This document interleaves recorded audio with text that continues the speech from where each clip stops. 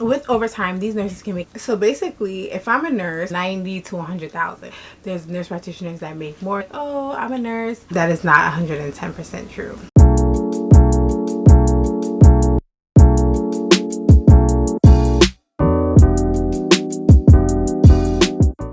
Hey guys, welcome back to my channel, and today I am going to be discussing nurse practitioner salary 2024. So the big question is, do nurses or can nurses make more than a nurse practitioner? Further, is it even worth becoming a nurse practitioner if the pay increase is not significant enough, or is it worth becoming a nurse practitioner from a financial standpoint? A short and quick answer is yes. Nurses can make more money than a nurse practitioner. Although this is very true, in my very humble opinion, I still think it is worth becoming a nurse practitioner. I thought this was a very important topic to address because when I was in grad school to become a nurse practitioner, I worked alongside quite a few nurses that had their nurse practitioner degree. Some who had passed the boards and some who didn't pass their boards as yet.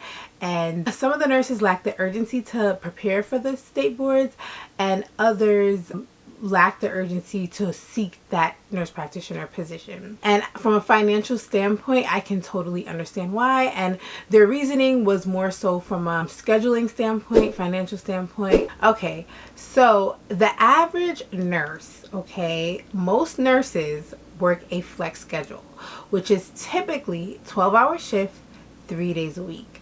And they are usually required to do 1 week of working 4 shifts. 3 12s for 3 weeks and then 4 12s for 1 week. Got it? So if you're typically working 3 days out of a 7-day work week, you have an additional 4 days where you can rest, you can pick up overtime, so on and so forth. Now, for nurse practitioners, typically, or a great amount of nurse practitioners work in the outpatient setting 5 days a week, 8-hour shifts, which only leaves 2 remaining days out of the week, and it is up to you whether you want to do overtime or whether you want to rest, leisure, etc.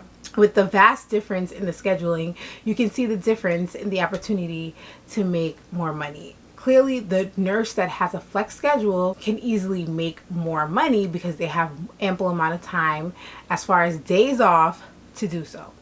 So, as a registered nurse who worked on the night shift, I worked in a hospital in New York City, Manhattan, which is typically higher paying than, let's say, Long Island, Queens, or the other boroughs, Brooklyn, etc. Let's say the average pay is 90 to 100,000 as a registered nurse. In that same hospital, the average pay for a nurse practitioner is 140 up, but generally 140, 150K, right? When I was working as a nurse, I would do overtime regularly before I became a nurse practitioner, and I used to just pick up overtime, so maybe 1 shift a week or even 2 shifts a week when I really needed to save towards a specific goal, and this would still leave me 2 days to sleep, leisure, and catch myself, do my errands, etc. When I was doing overtime, I easily made that base pay of 140 to 150K and up. So with that overtime, I was able to match that of a nurse practitioner's base pay and even higher. So this is clearly comparing the average registered nurse schedule, which is a flex schedule, to the average nurse practitioner outpatient schedule. Now, from a nurse practitioner working in the acute care setting, this is very different because they too have a flex schedule usually. Although there are nurse practitioners in the acute care setting that still have a 5-day week schedule, which is very common, there are nurse practitioners in the acute care setting that work 3 days a week flex.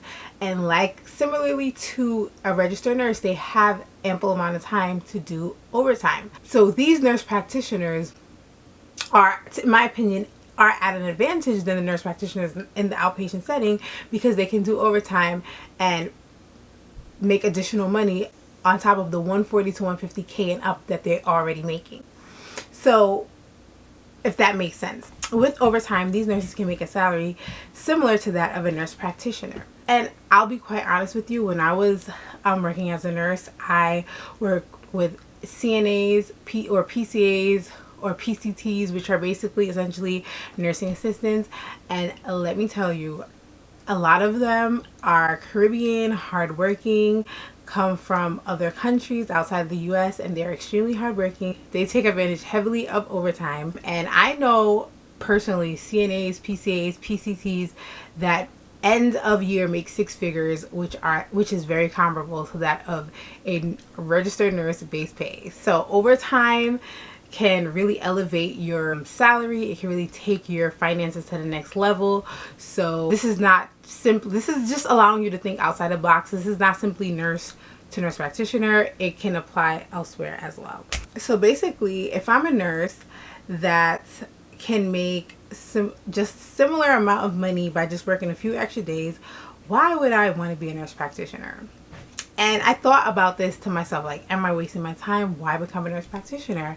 Number one, to me, it's more for, I have a great money making potential because I'm starting at a higher base pay. It's not like exponentially higher, but I am starting at a higher base pay, which does make a difference. Essentially, I feel like I'm saving my body. When I was taking advantage of the overtime, doing a lot of overtime, amassing a lot of finances through overtime, it did take some wear and tear on my body. I cannot deny that. It comes with a cost. Like, you are working a lot, you're tired, you sacrifice socially, and I feel like it's but so long that I can work like that, if that makes sense. And it's but so long for me and my body that I want to tire my body out like that. So it's good to know that I can make this amount of money basically doing 40 hours and not having to kind of put my body in overdrive or overkill. I can still, tend to my body, take care of my body, and not neglect my body. Because, overtime is a little toxic. It's a little addictive. You can turn into like an overtime junkie. So you don't want to sacrifice your body like that all the time. You want to be able to preserve your body. So to do it for a certain amount of time and kind of ease up is fine, but I don't think this is a situation you want to be chronically. So from a nursing perspective, you doing overtime acutely isn't bad, but to do it chronically, I feel like it can have wear and tear on your body that I just don't want my body to pay that price. And I mentioned this in one of my past videos. I love the diversity that I offer as a nurse practitioner. I like the primary role and the autonomy that I have, and I feel like I can better advocate, just play a more integral part in my patients' lives, as a frontline provider. And I'm happy that I can represent minority patients and, just provide a safe place, a platform for them to really open up and be vulnerable and feel safe and feel like their concerns are being heard and not dismissed. So that's a big, major reason why I feel like this is my calling. And it is my due diligence and my responsibility to be in this role. Another reason why I like this schedule is because I want to feel a little bit normal. Like, I was on night shift, and I don't ever see myself being like a day shift inpatient nurse, because day shift is just way too chaotic, too much politics, too many teams, too much going on during the daytime. So in the hospital setting, I'm either night shift or nothing. And I feel like I love the regularity that day shift in the outpatient setting affords me. Weekends, holidays off, it's such a treat now. I don't have to, even though I was senior pretty much, or in a somewhat senior as a nurse, it just feels good to know that you have every holiday, every weekend off, and it is up to my discretion whether I want to work elsewhere overtime for more money.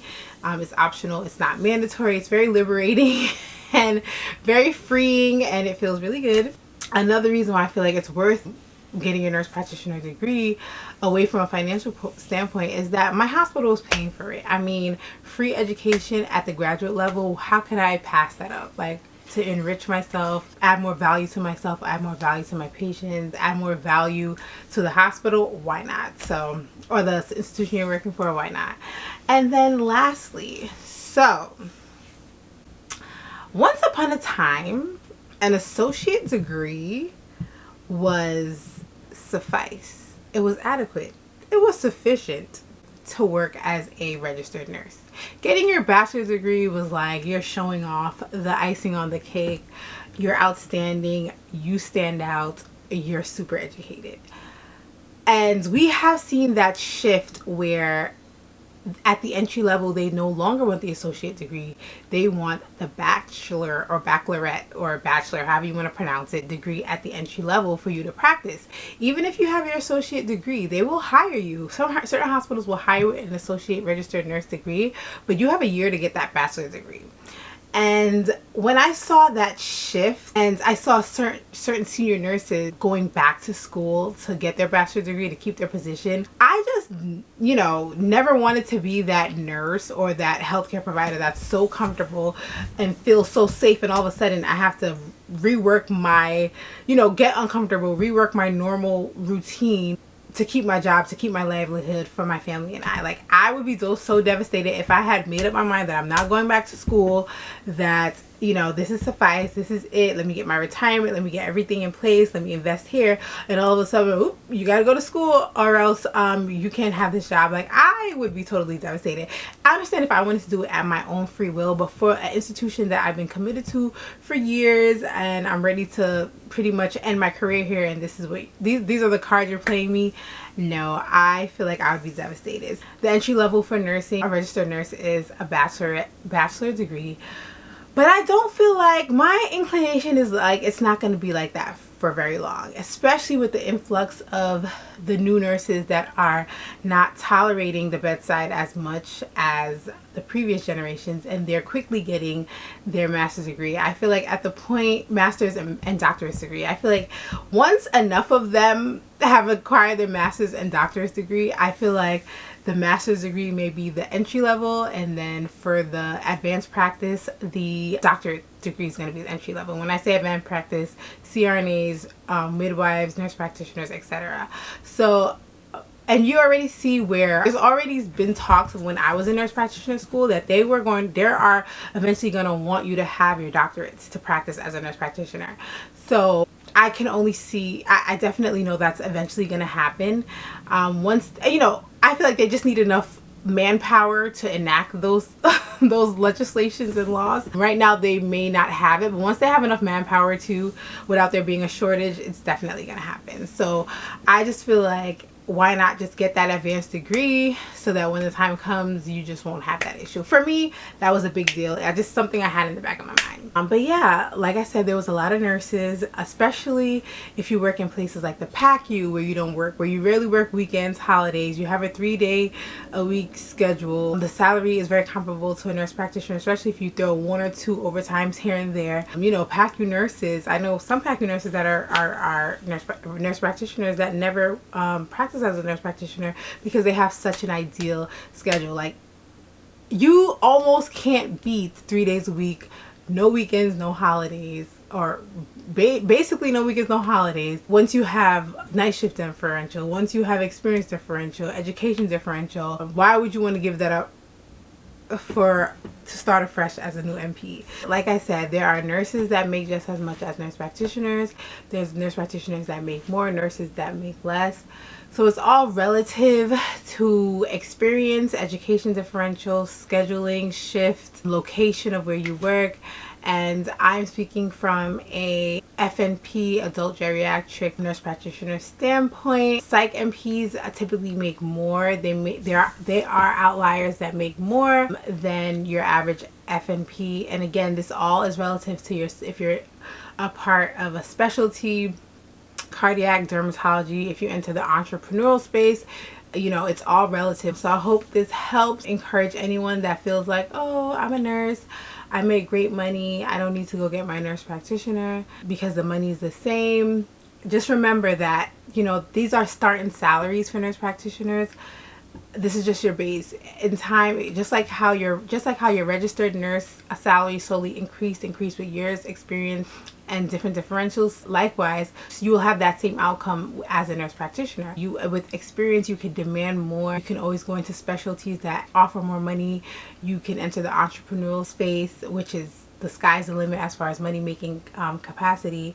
And don't forget that you can work independently, especially in the state of New York. Nurse practitioners have a lot of autonomy, so entering that entrepreneurial space or working independently is a great option for you as well. Yeah, so I just wanted to just kind of allow others to think think a little bit outside of the box for those who, you know, really feel like it's really not worth it. You know, just weigh your options. I just want you to be a little bit more well informed and just know that there is a great money making potential as a nurse practitioner. I had someone in my comment section tell me that PAs make more than nurse practitioners. Again, it is very relative. There are nurse practitioners that make more than PAs. There are PAs that make more than nurse practitioners. You know, the statement that PAs make more than nurse practitioner is not 100% true. Again, there are nurse practitioners that make more than PAs. There are PAs that make more than nurse practitioner. It depends on your service, your specialty, years of experience, but the pay can be very similar or very comparable. So yeah, I just wanted to address that. That is not 110% true. Alright guys, so I hope this video helped. I hope you enjoyed this video. If you have anything to add, just let me know. We can dialogue. If you're a nurse thinking about getting into nurse practitioner, if you're a nurse that has your nurse practitioner degree but feels more comfortable at the bedside as a nurse, yeah, let's talk about it. Please like, comment, and subscribe. Comment down below. Bye guys, thank you for watching.